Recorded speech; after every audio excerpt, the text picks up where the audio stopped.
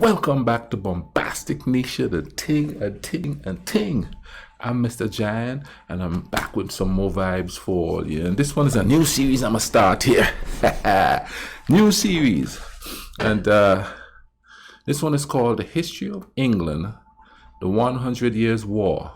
Extra History, hooking it up again to tell you. I'm gonna leave a link in the description. You all go check out Extra History. They got some cool stuff on there.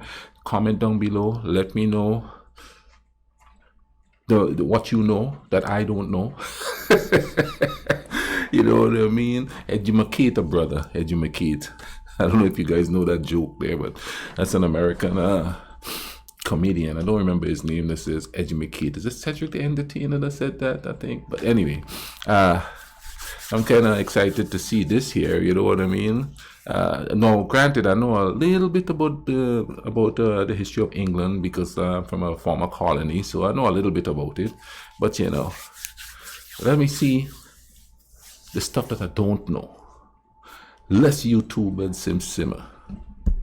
About 18 months ago, James heard one of his favorite podcasters say he was making podcasting his full-time gig, and we've wanted to help out ever since. Coordinating our schedules was almost comically difficult. But now that Rob's brand new miniature member of his family has arrived, we're sending him on some much needed paternity leave to bond with his daughter. Congrats, Rob. In his stead, please welcome David Crowther from the always excellent History of England podcast. David's going to be reading for this series, so you can get a sample of the dulcet and beautifully British tone of his voice. And after the app, be sure to go check out his podcast at the link in the description. So without further ado, take it away, David. Thank you very much, Matthew.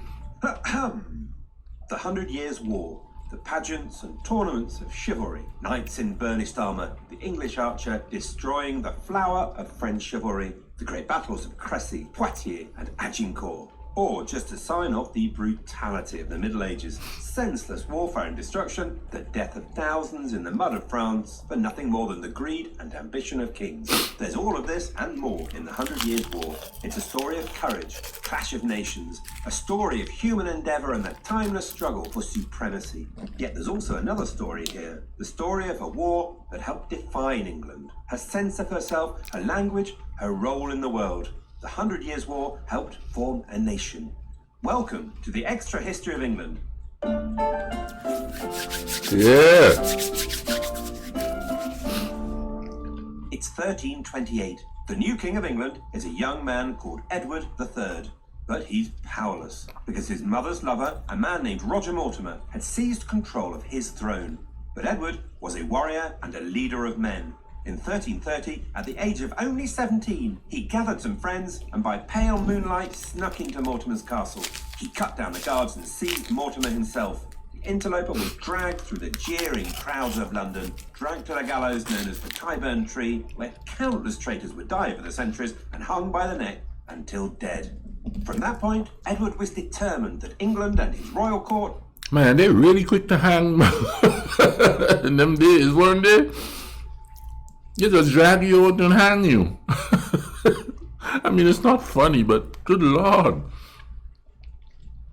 The slightest thing, you know, they're ready to hang.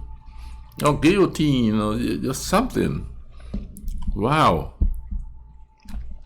would be a shining example of culture to all Christendom. The court of the young king was a pageant of colour, music, tournaments and poetry. He surrounded himself with the enormously wealthy nobility and modelled his court on the glory of the ancient and mythical Camelot, of King Arthur, a celebration of the cult of chivalry. But part of that cult was that the king would lead his nobles to war, wealth and glory. And while at times the nobility did strain against the king's authority, for the most part they were his natural allies, holding their lands from him and working with him to govern his kingdom and his people. And so, with his greatest nobles at his side, Edward did what he loved most and was born for. He led his nobility to war and crushed the Scots in battle. But then in 1337, Edward's world was threatened.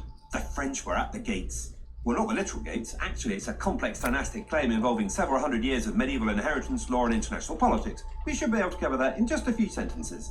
For centuries, the French and English royal dynasties had fought over land in France. In the blue corner, the French royal dynasty, the Valois, and in the red corner, the English royal dynasty, the Plantagenets. And the Valois King of France, King Philip VI of France, was determined to take the last of Edward's French lands away from him. Because medieval kingdoms didn't follow modern borders or rules. They were the property of a king and his nobles. English claims in France went all the way back to 1066, when a French noble called William the Bastard decided that he deserved William the all lands Bastard. he held in Normandy. He How'd he made get the that most of the name? distant claim to the English throne, sailed across the Channel, beat up the English, and became known to history as William the Conqueror. The old Anglo-Saxon landowners were swept away, and England became the property of French-speaking lords. French was the language of the nobility, of literature, of the king's court. English was the language of the peasant and the serf. Oh, wow. Fast forward 100 years, and in 1150, That's interesting. I know English is the main language spoken all over the world, when it used to be the language of the peasants. Wow.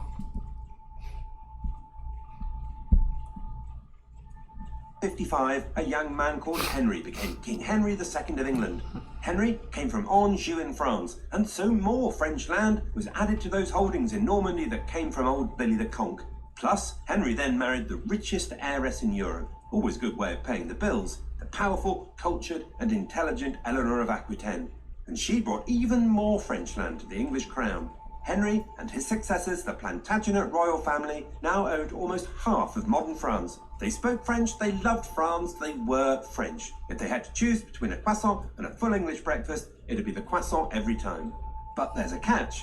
Most of these lands were in theory still owned by the kings of France. Like all medieval vassals, everyone with lands in France was supposed to kneel and pay homage to the Valois kings for them. In practice, though, the likes of Billy the Conk and Henry II were simply too powerful to be forced to do what the Valois told them to do. So they just paid lip service to the French king's theoretical rights and got on with the party. But over the centuries, bit by bit, the Valois had used their rights to take back most of that land while weaker Plantagenets were on the English throne. By the time Edward III was born, most of those lands had been successfully reclaimed by the French, leaving only a single province left in English hands, a place called Gascony. The Valois king, Philip VI, was determined to take that last province away from the Plantagenets and England. Philip had no doubt he could achieve this. After all, France was the most powerful and glorious country in all Christendom. It was one of the leading centres of culture and learning. Philip only counted as his equals the Pope and the Holy Roman Emperor, and that's it. England was just a small, damp and slightly grubby country somewhere in the North Sea. The French nobility were the shining exemplar of chivalry, while the English nobility were not. Philip made trouble for Edward. He made an alliance with the Scots against the English, and then at his court in 1337, he formally confiscated Gascony. Edward tried to talk. Philip told him to talk to the hand. Edward told him to talk to the edge of his sword. He would defend his rights. The confiscation was not just an insult to Edward, it was also a threat to English merchants. England had two great sources of wealth. One was in the wine trade with Gascony. The Gascon merchants as well as the English hated the idea of losing the wine trade with England. Even more important, though, was the wool trade with the county of Flanders in the modern-day Belgium. The textile industry was far and away the biggest industry in medieval Europe other than agriculture. No other industry was a fraction of its value, and the textile industry was dominated by the densely populated towns of northern Italy and Flanders. English wool fed that trade. English wool was the best in all Europe, finer, with longer strands making it easier to set into yarn and creating the softest, strongest woolen cloth. Every year, thousands of huge wool sacks were sold to Flemish merchants, and every year customs dues from the trade filled the English treasury.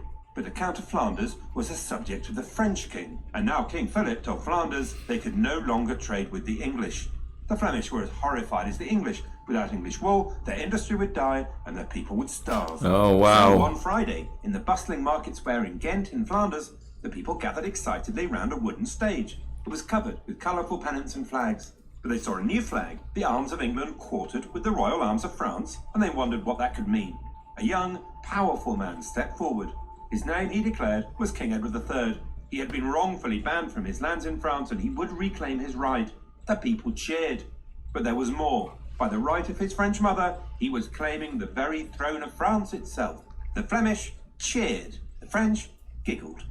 War was now unstoppable.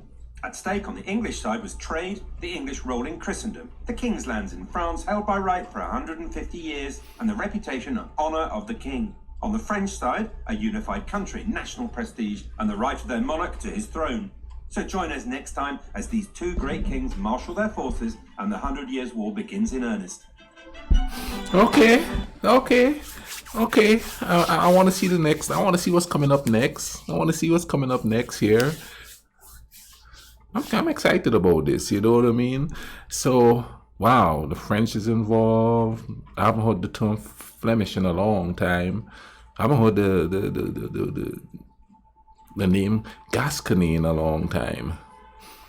So, time for some refresher, man. I'm kind of looking forward to this. Anyway, y'all take care of each other, okay? Cool runnings.